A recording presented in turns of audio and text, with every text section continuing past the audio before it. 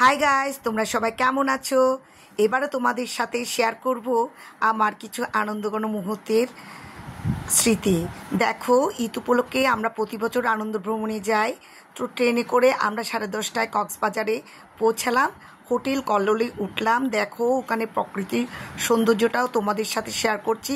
চারিদিকে সবুজে ঘেরা, খুব ভালো লেগেছে।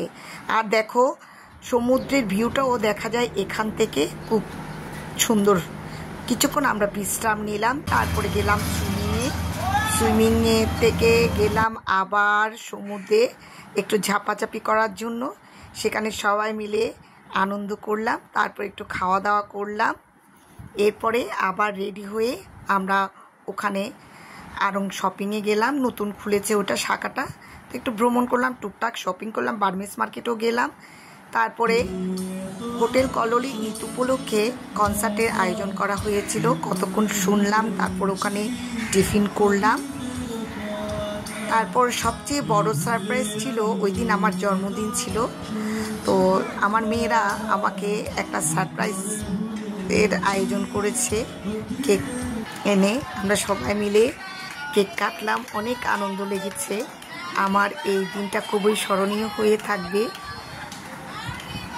এরপর গভীর রাতে একটু সমুদ্রের পাড়ে হাঁটাহাঁটি করলাম। সমুদ্রের গর্জন আমার খুব ভাল লাগে।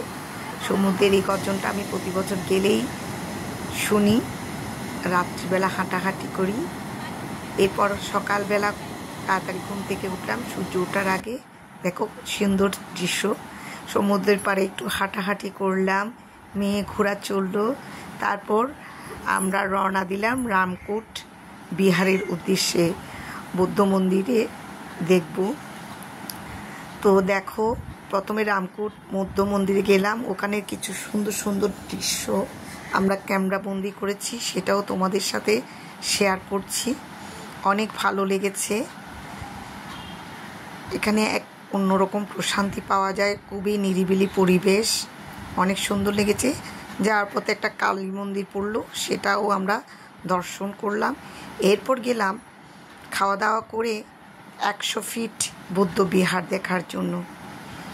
এই মূর্তিটা অনেক পুরনো, এটা 100 ফিটের উপরে, 100 ফিটের মতো রয়েছে, দেখতে অনেক সুন্দর।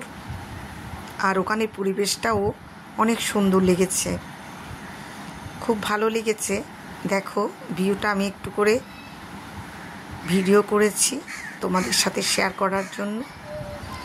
এরপর আমরা হোটেলে উঠে বিশ্রাম নিয়ে একটু সমুদ্র সৈকতে আবার সবাই মিলে কিছু ছবি তুললাম। তারপর চট্টগ্রামের উদ্দেশ্যে রওনা দিলাম। এই ছিল আমার আনন্দঘন ট্রিপস।